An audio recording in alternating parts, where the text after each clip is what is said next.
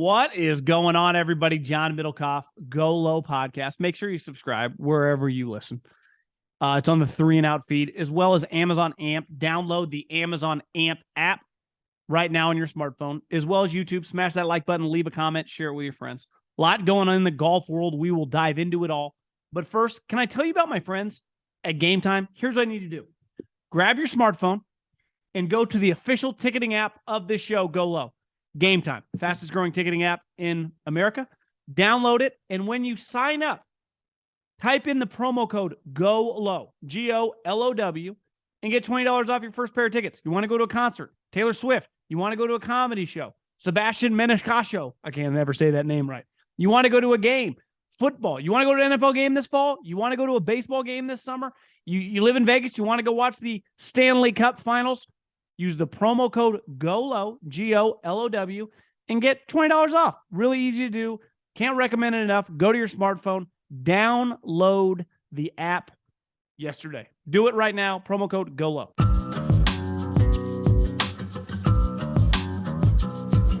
Okay, I want to get into a lot of different stuff today before we dive into Sobel. But I wanted to start with Scottie Scheffler because I want to celebrate greatness on this show when it comes to golf. And we've done a lot of that over the years when it comes to Jon Rahm, because how well he's played really the last, 24 months, but definitely the last 18 to 12 months, he's been unreal. Scottie Scheffler, for as great as his year was last year, all the wins, Masters champion, he hasn't won a major yet, but this year hasn't been too far off. Right now, he's made almost $15 million on the course. And starting in 2023, here are his finishes.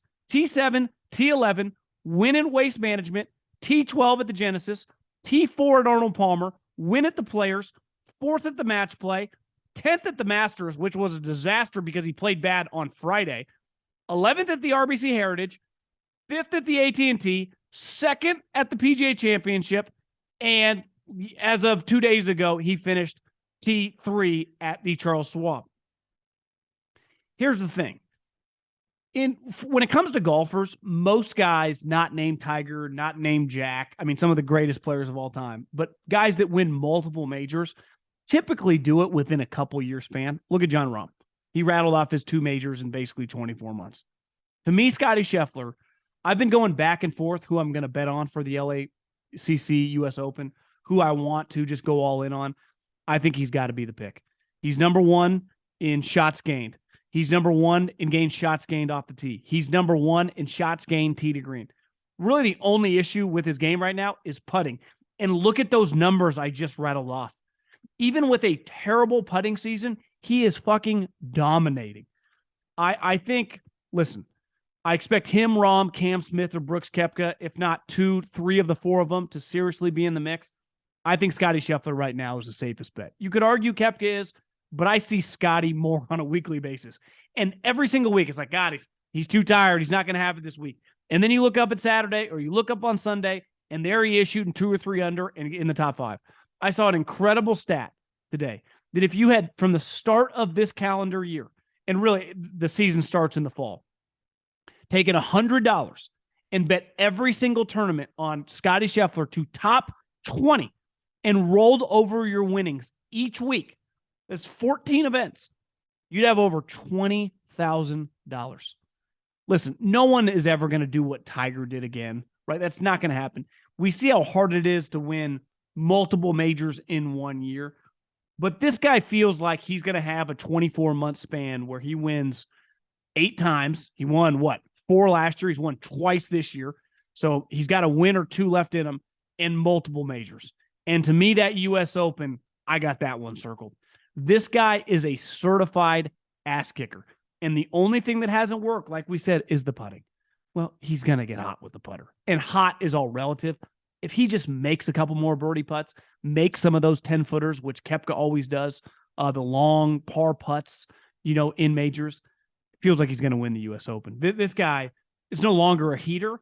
He's just having a stretch of golf over now a year and a half that is as good as it gets, not like Tiger or Jack. This guy is an elite player. He's fun to watch, and I think we're all naive's the wrong word. We're all hesitant because it's like, oh, this is going to be the week that he falls off, and he just doesn't. He right now has the highest floor in the game. To me, you just got to hammer him in 2 weeks. I'm not gambling on him this week at the Memorial. I don't know why. I probably should, but I'm going to pick him to win the U.S. Open as long as he doesn't get injured, which luckily in golf can be. It's not like, someone's going to tackle him, someone's going to hard foul him, or he's going to run into second base. He should be healthy. You never know. We just saw with Spieth hurt his wrist, but should be healthy headed into LA here in a couple weeks. And to me, he's my pick. Couple other quick things. I do think the overreaction to some of Michael Block's comments were borderline laughable. Like, is there any group that has less room to just talk shit about people for their opinions than the overall general media? But no group loves building someone up to tear them down like that group of people. And did Michael Block say that if he hit it like Rory did off the tee, that he would be one of the top players on the PGA Tour? Sure, he did.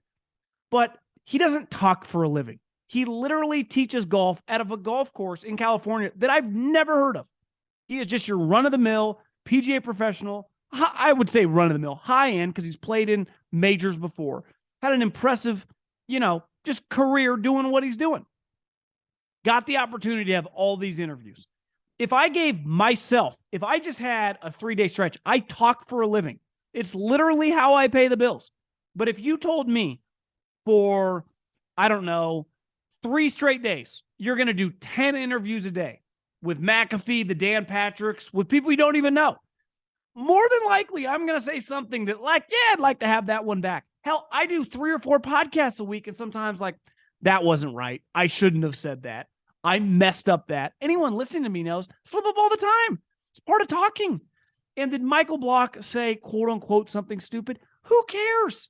Honestly, who cares? This notion that by the end of the week that Michael Block was some joke, to me, kind of pissed me off. It was an incredible story. It was very fun. The other thing is the media tends to be very cynical. They're kind of angry because of all the big industries, I would argue, on the whole, obviously there are several in the group that make a lot, but on the whole, they don't make very much money for, working weekends. And you could say, they kind of got a cool job. Yeah, a lot of people got cool jobs and they make some coin. Most people in the media don't make that much money. So and they cover these people that make an astronomical amount of money. I've always thought that there's some resentment that way. And it leads to a cynicism, right? It leads to some of this deep, I don't even know how to quite describe it. An anger, a willingness to turn quickly in a negative fashion. And they did it to Michael Block. Every single person I listened to by the end of the week was rooting for him to be really shitty. And obviously he was. Shot 81. He had a rough week. Colonial is not a course where you can spray it all over the place. And he clearly didn't hit it straight. And he was a disaster and he shot 81. And even on the second day, he was better. I think he shot 3 over, but he finished in dead last, which really wasn't that shocking. But I felt like there was a universal approval that was glad that happened. And I thought, can't we just take it for what it is? An incredible story. It was fun. The guy talked a lot, trying to, I don't know, what was a term anyone that follows this sport that we have heard over and over and over since Liv started? Grow the game. Grow the game. Grow the game. Let's face it. I love PGA Tour golf. I love watching professionals play golf for a lot of money. There's Jordan Spieth, Ricky Fowler, Justin Thomas, Scottie Scheffler, Jon Rahm. Really grow the game that much on a weekly basis? The answer is no. Tiger, for a long period of time, did. Phil, even for a long period of time, had an impact on that. I thought Michael Block, in a 10-day span, penetrated more people, whether it be audio, visual, through videos, television, however you consumed his story, than those guys have in a long time. Because part of the Liv conversation was all surrounding controversy. This was one of a guy who's not on the PGA Tour, who never will be on the PGA Tour, who's 46, 47 years old, who's got an 18-year-old kid, right, who charges $125 an hour for lessons. For example, the teaching pro at TPC Scottsdale, now he teaches Joel Damon and some other pros, currently charges $400 an hour. So these high-end teachers, I wouldn't pay that. Not that it would do that. I mean, it probably would help me, but you know what I'm saying? Like, good teachers can charge a lot. This guy charges $125 and finished T15 or T14 or whatever he ended up finishing in the PGA Championship playing with Rory McIlroy. It was a really cool story. Can't we just enjoy it for what it is? Like, ultimately, by the end of the week, did he say something that he probably would regret? We all do it. We all do it. And in a sport where we're just covering millionaires trying to make more millions, like I just said, Scottie Scheffler is making $15 million. And listen, I'm pro money, but the average guy is making, like, Google the medium income in America. And even golf, the people that play golf and consume golf, they are still higher end income than the average American. But you're still not, we're not talking millionaires. Like, it was just a very, very relatable story. There was a purity to it. And by the end, it felt like the media as a whole were rooting against him. And I think this is what I always say. There is a gap between us, and I consider myself just the consumer who has a podcast that just tries to entertain and relate to people, because there's not that much relatable content out there anymore. Because I think most people enjoyed watching it and might have had a laugh or talked a little shit over a beer about Michael Block's comments, but ultimately didn't care that much. And I thought that and listen, I'm generalizing a little bit, but basically everyone I listened to was like rooting for him to shit the bed. And I just think that's kind of sad. And that's just, what are we doing as a collective? Probably the first, and I thought Brandel Chambly had a really good tweet. You know, he's found himself in the fire going back with Phil. And listen, I love Brandel. Like, I don't know him personally, never met him. But as someone that watches television, that I want my commentators, whether it's a former athlete, Brandel technically is, but, you know, I wouldn't say he's a famous former player. He's famous because of his work on television. I want them to just give me strong opinions. It's why I like Coward. It's why I like Brandel Chambly. It's why, you know, Troy Aikman's getting his fastball back. Like, he'll just say what he thinks. And that's refreshing. And Brandel has hard takes. Is he always right? Of course not. But he's not afraid to piss people off. And that's what I like. And I just think that Michael Block was just trying to be real. And, you know, probably started feeling himself by the end. How could he not? Most of us would, giving in those shoes. As, I don't know, you're interviewing with Dan Patricks, the Jim Romes. He never in a million years thought he was going to be on their show. So I hated the way by the end of the week it turned. And listen, I hope he plays well in a week in Canada when he plays the RBC. But I'll promise you, if he plays shitty again, which easily could happen, feels like the media is going to take a collective victory lap again, which to me just sucks. And last but not least, Texas Tech has the #1 amateur in college golf. His name is Ludvig. He's like 6'4". He's just a stick. He's won the Hogan Award back-to-back years, which is basically the Heisman Trophy for collegiate golfers. Sahith Theegala's won it. Pretty sure, I think Matt Wolff or Hovland won it. Usually, I mean, guys that go on to the PGA Tour and have a lot of success win that award. I mean, this guy is a can't-miss pro. But historically, up until this PGA Tour U, even if you were Victor Hovland or Colin Morikawa or Scottie Scheffler or whoever, you had to earn your way out of the PGA Tour. Now, you would get some sponsor exemptions, and if you took advantage of them, you know, won it or finished top 10 or top 5, you would get yourself some more exemptions, but you did not get your PGA Tour card. Morikawa won pretty quickly at the Barracuda, got his PGA Tour card. Victor Hovland had to go to the Korn Ferry Finals. He finished second, got his PGA Tour card, but he had to go to the minors for a second. Scottie Scheffler, Sam Burns, Cam Young, a lot of these guys, Jordan Spieth won really quickly, got his card. But a lot of these guys have to go to what Korn Ferry minor leagues, right, to earn their way to full-time PGA Tour status. Zalatoris didn't win, but because he was finishing so high and money list, he was able to, you know, keep getting invited into the every week, right? But he did not until he won the tournament. His status was, you know, kind of weird. And Ludvig, as the #1 amateur now, or as the #1 PGA Tour U member, gets immediately to go to the show. And I think this is a long time coming, and I applaud the PGA Tour for doing this because it's a major issue with baseball. You get these sweet draft picks, and I don't care if you're Bryce Harper, Tim Lincecum, or Steven Strasburg, you are going to spend some time in the minor leagues.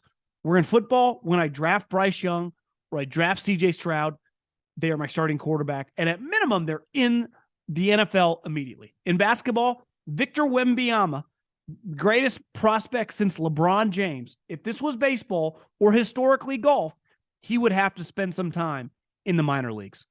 And I think the faster you can circumvent that, now eventually you got to earn your way. You got to prove that you can play at that level. You're not guaranteed to be a star or have a good career. Like you got to earn it. It's the great part about the meritocracy of pro sports. You get, if you're drafted a little higher, you get some wiggle room, but you still eventually, like Trey Lance was third pick. They traded 3 first-round picks for him.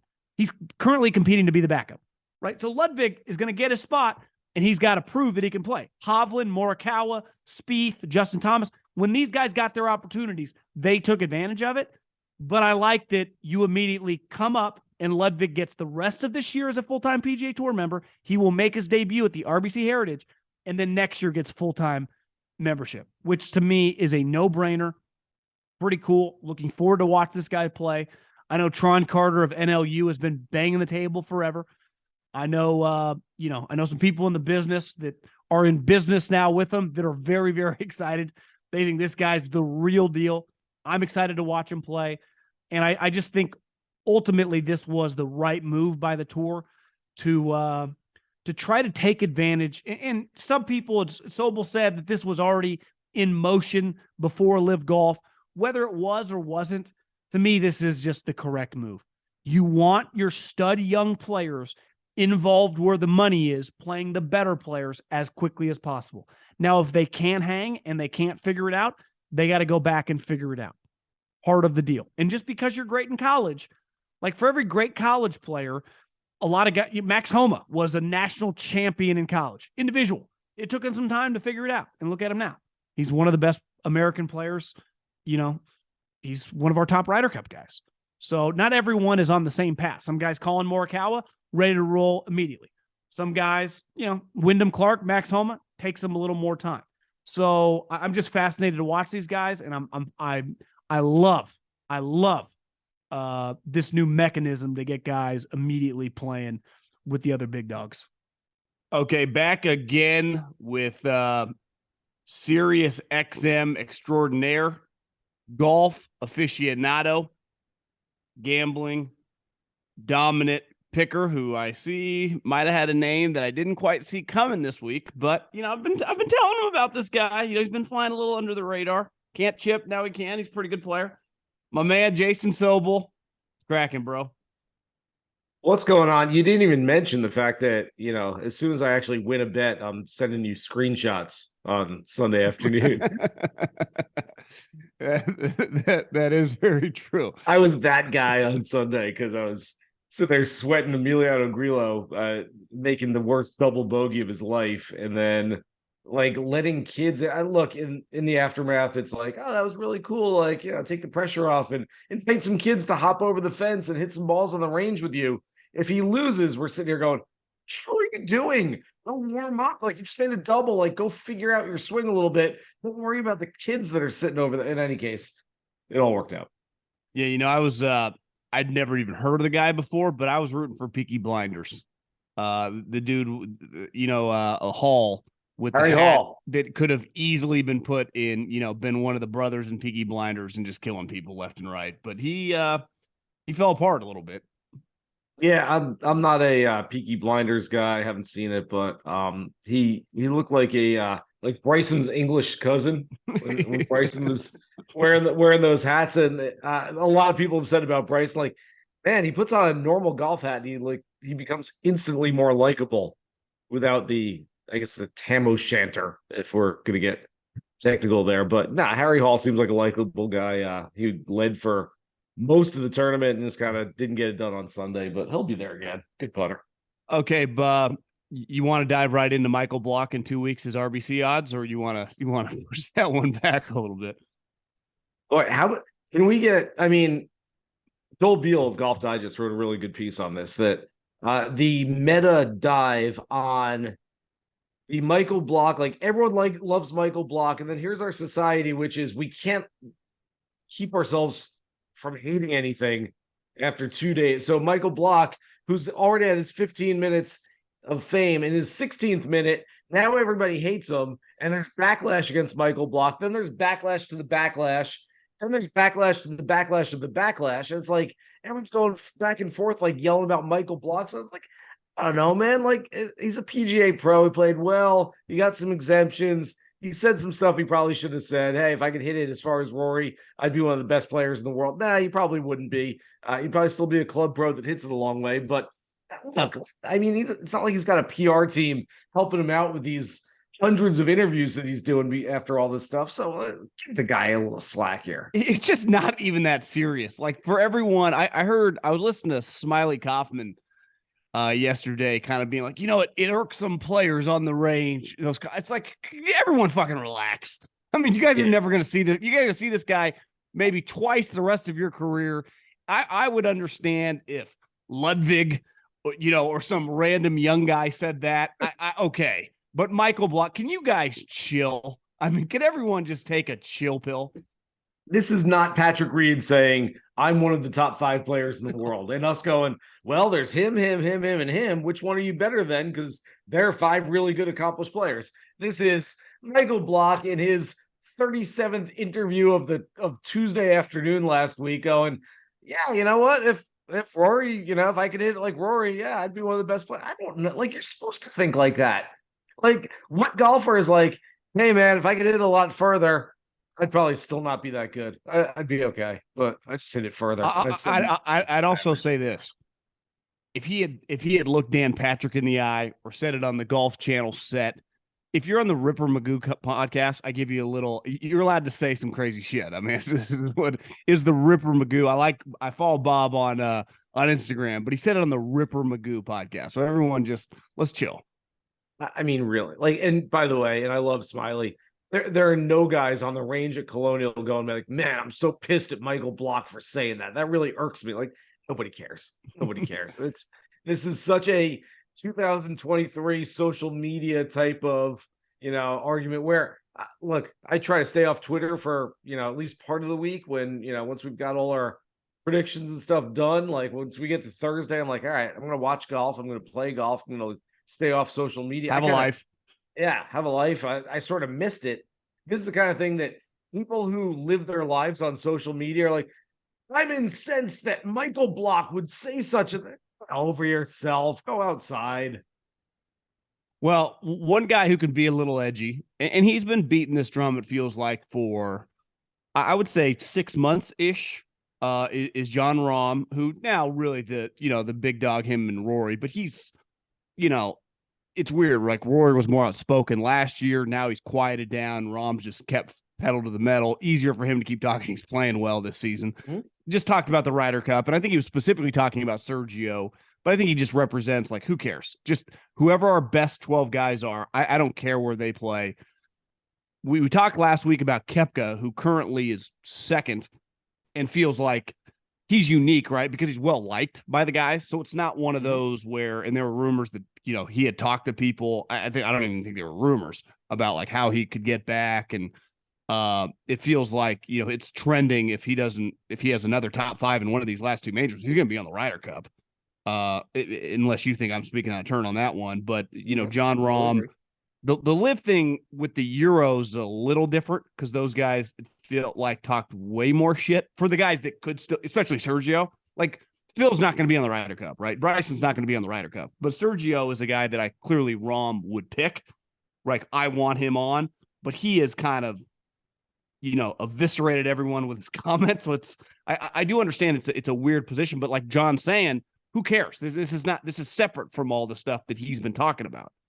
Well, here's the thing. This is the separate but unequal, I guess, part of the Ryder Cup is that the PGA of America runs things on the U.S. side of the Ryder Cup. And so the PGA of America, that's where all your club professionals are members of the PGA of America. And I'm saying this for the listeners and viewers right now that don't necessarily know the difference between. There's a major difference between the PGA of America and the PGA Tour. They're not the same thing. So the PGA of America, in my opinion, should look out for the greater good of the Ryder Cup, of the players, of anybody that it benefits. And so, hey, if one guy's on the PGA Tour, another guy's on Live, but they're each two of the best 12 players in the United States right now, they should go represent the Ryder Cup. And I believe the PGA of America ultimately will usher that in coming this fall.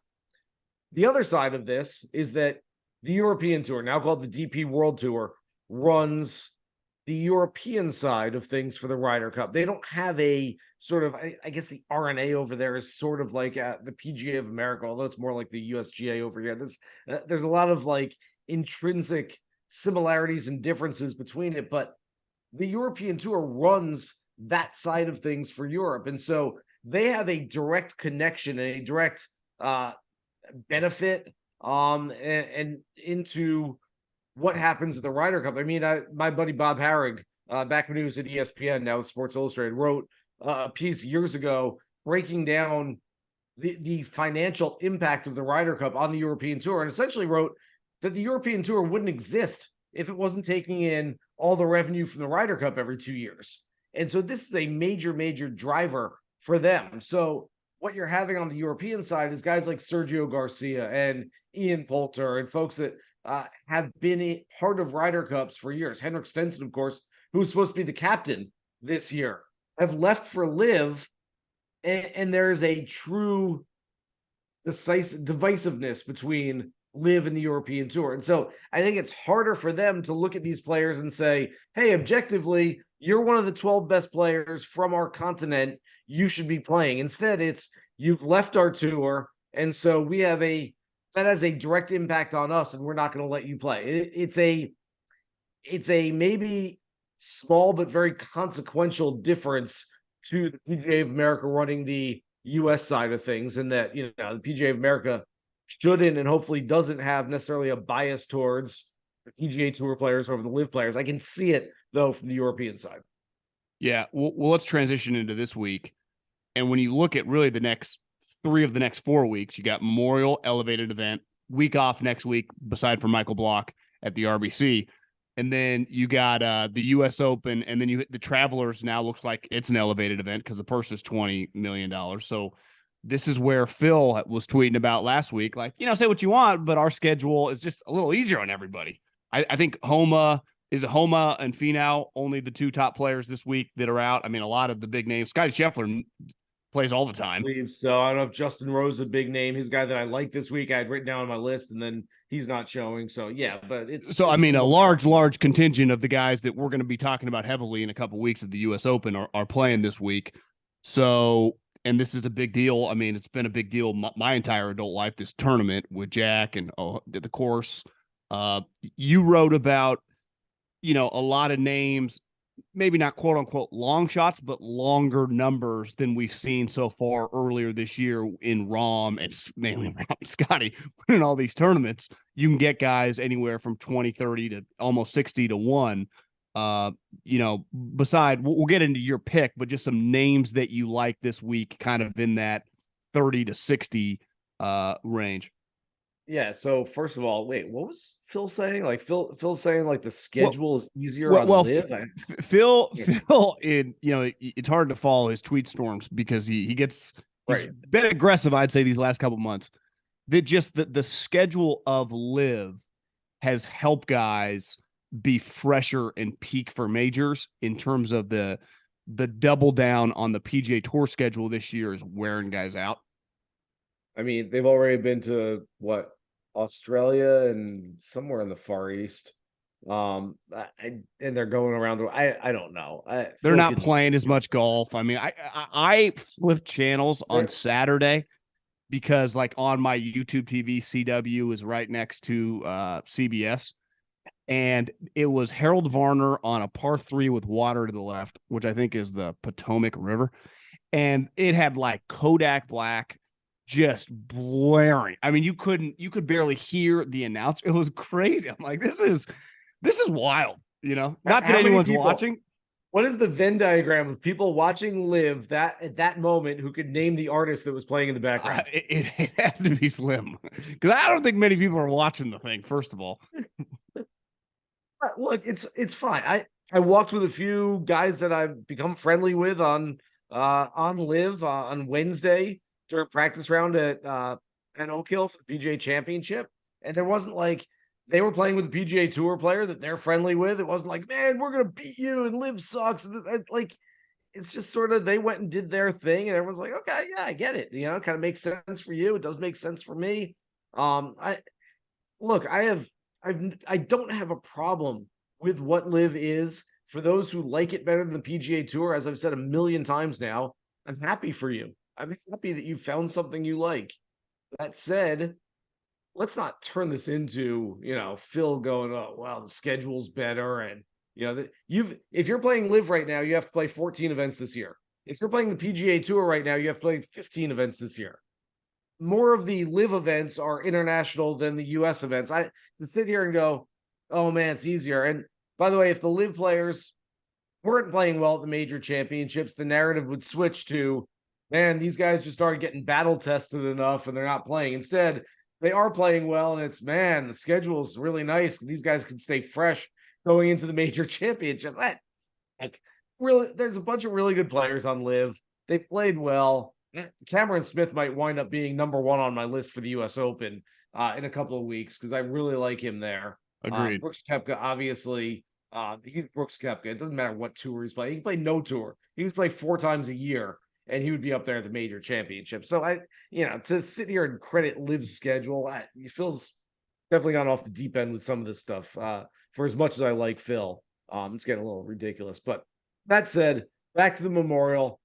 Some of the guys I like, you mentioned them. Victor Hovland seems like a pretty good number at 20-1 this week. The record hasn't been there at the Memorial, but what's happened over the last few years, look, no surprise. Victor Hovland's short game has been awful the last 3 years. I mean, and really, right now, it's starting to get better. It's sort of like what we say about the best ball strikers, the Justin Thomases and the Colin Morikawas and the Will Zalatoris is like, hey, if they can just putt average, they don't have to be the best putter in the field, but with their iron play, if they can just putt average, they're going to contend for titles. I think the same thing about Hovland's wedge game around the greens. He's essentially been average lately. He's gained around the greens in 3 of his last 6 and been sort of neutral. You go back to last year at the Memorial, he lost nearly 2 strokes around the greens per round. So all he has to do is you don't have to gain 2 strokes around. Just don't lose 2 strokes around. He's gotten much better at that. I think that puts him in position to play really well. Obviously trending in the right direction. The tee to green game is great. And so Hovland's at the top of my list this week. Yeah, I know. First, you had Thigala, who I've bet on a lot and feels inevitable he's going to win kind of the Zalatoris mode. I would put, Cam Young's number is higher consistently as it should be than Thigala's, and he's another guy I would put that falls under that. You listed off in your column the guys that have won this tournament is Horschel, Cantlay, and Cantlay won because Rahm, had to leave. Rahm could have been back-to-back winners, but I mean, Cantlay's a legit winner. Cantlay's won this a couple times. Bryson, was that Bryson's first win? First big win, right? Second win. Yeah. So, I mean, it's some pretty big name guys. Thigala, the one thing you've been here before, can get a little squirrely off the tee would be the only thing. You got to drive it relatively straight at this tournament. Yeah, I mean, it doesn't come down to just strokes gained off the tee. But I would have said that the PGA Championship, and he was playing pretty well, much better than I thought he would play. Yeah, look, he knows he sprays it. It's really the one weakness in his game right now. I'm okay with that usually. You're going to have to find more of the fairways here. You can't just spray it all over Muirfield Village and expect to be up there on the leaderboard. But he showed it last year. It was 5th place last year. This is a place where I've had my eye on Thigala for a while. And historically, over the last 6 years, we've seen essentially we've seen a few times. So DeChambeau's second career win, Cantlay's second career win, Rahm's third career win. So all these guys are kind of at the level where Thigala is now, even though he hasn't won yet. It was sort of like, hey, we know this guy's going to be a superstar. Hasn't quite become a superstar yet, but used the Memorial Tournament kind of as that stepping stone. I think being in between the first 2 majors of the year and the last 2 majors of the year, this is sort of a litmus test for the guys who are like, hey, I want to go win this event. This event means a lot to me. And the guys were like, all right, let me catch my breath a little here. Like I feel like I just walked off the 18th green at Oak Hill, and I feel like I'm going to LACC tomorrow. And I've got to just kind of like use this week as all right, let's keep getting in the right direction. But again, like they say all the time, you don't want to peak on one of those non-major weeks, even though this is a very big event. And so I think there's a trend there that shows maybe some younger players who are a little hungrier, a little more motivated to win a stepping stone type of event can play well. Here's one other stat for you, because each of those names I mentioned, their number was just a little bit bigger pre-tournament than you might think that it would be. And the reason for it, I went back and found this from DeChambeau in 18 to Rahm in 2020, who was 20-1. Bryson was 40-1. Rahm was 20-1. Cantlay for his second win in 21. That was the Rahm year where he had to withdraw the 6-shot lead. Cantlay was 20-1 last year. Billy Horschel 60-1. All those numbers seem a little bigger than they should have been beforehand. I went back and looked. All four of those guys in those situations had finished outside the top 20 in their previous two starts. So I think what happens is we get to this point in the season, we only look at the players who are in form. I'm not saying that an in-form player can't play well. I mean, I just talked about Hovland, who's very much in form. Oh, yeah. But I don't think that it's irrational to look at a player like a Cam Young, who you mentioned, who hasn't played well over the last 3 or 4 starts, to jump in here and all of a sudden win a golf tournament. Little look ahead to the LACC. You know, Rory, I thought, showed some mettle in the PGA Championship. You and I talked about that. Is there anything this week he can show to make you a little more confident? Because it feels like now a lot of people are off the scent, which is, you know, if you kind of look at it like, you know, buy low, sell high, a lot of people buy Rory when it's probably too high, and a lot of people get off the scent when it's too low, and he feels like that. And it's like, I shifted away, but now I'm kind of like, I'm going to be watching him pretty closely, because if you can get that number 10, 11-1, where he would have been right there, 7, 8-1, it's still not great, but yeah, you know, I do think that if he gained a little confidence, the PGA plays well this week, he's not a terrible bet at LACC. My hope for Rory, at least, all right, my hope for me betting Rory, I guess it's a better way to put it, is that it looks very ordinary this week. It looks very ordinary at the US Open, and that number drops a little bit to maybe a 12 to 14-1, and we can play him at Royal Liverpool, where he's won before. So that's my hope, and that's where I'm targeting him. And if he plays well this week and he plays well at the US Open, instead he's going to be 8-1 because he's won there for an Open Championship before. So I don't know. As far as this week, I don't know about Rory. As far as US Open, LACC, I don't know. There's still something not quite right with Rory right now. Well, he hasn't been very accurate. I saw a stat. His driving accuracy has not been good this year, which is like his potent weapon. It'd be like, you know, Russell Wilson doesn't throw the deep ball, or Steph Curry doesn't shoot the three. Like when you don't do what you're great at, it does throw you off. And like I'm with you. I'm hesitant still. I'm just keeping an eye on, because the other guy. Did you see the stat going around, I think yesterday, that if you had put $100 at the start of the season on Scottie Scheffler just to top 20 his 14 events and just kept rolling it over, you'd have over $20,000. Sure. You know, his season is pretty fucking remarkable. He's having to come off what he did last year. I mean, I've been thinking, like, do I just put like $1,000 on him to win the LACC and just go all in on one guy? I mean, you feel like you got a pretty good shot.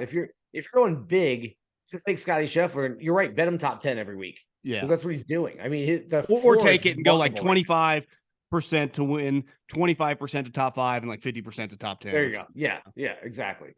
Because I've seen, like, look, I still think Jon Rahm's the best player in the world, and however we want to categorize that, and I would love to get rid of the world ranking, which is the cause of more consternation than support these days. But in my mind, I think Jon Rahm's the number 1 player in the world. He has the highest ceiling. I think Scottie Scheffler is number 1 when it comes to floor, and it's not even close right now. I mean, we see weeks where Rahm doesn't have his best stuff. We certainly see weeks when Rory just doesn't have his mind in it. And going back to Rory, I would say that less about driving accuracy, less about a stat. It's just, it's the 6 inches between the ears right now for me that is just not getting it done for Rory. And there's something not quite right there. Until I see him change his tune a little bit, I will probably be off Rory. It's not necessarily a full fade, but I can't see me backing Rory at these kind of numbers when I'm just not sure about him. And so, all that said, Scottie Scheffler's floor has been incredible over the last year. I mean, there are times when I look at it and I go, for instance, matchup bets this week. You can get Cantlay, who's finished top 4 in 4 of the last 5 years at this event, at plus money against Scottie Scheffler. I'm like, that sounds really good. Cantlay always plays well here. He's due for that big week. He's been trending in the right direction for a long time, driving it better than anybody else right now. And yet, I still can't bet against Scottie Scheffler. I mean, it's just he shows up every single week. Well, I think I'm gonna throw a couple nuggies on Thagala this week and let it ride and have a good time. So LACC right around the corner, Sobel. That's gonna be fun. I'm pretty juiced, and we're still 2.5 weeks away. So I will talk to you next week, and have a good week, man. Thanks, brother. Appreciate you. And yeah, this should be a good one. This will be a fun week.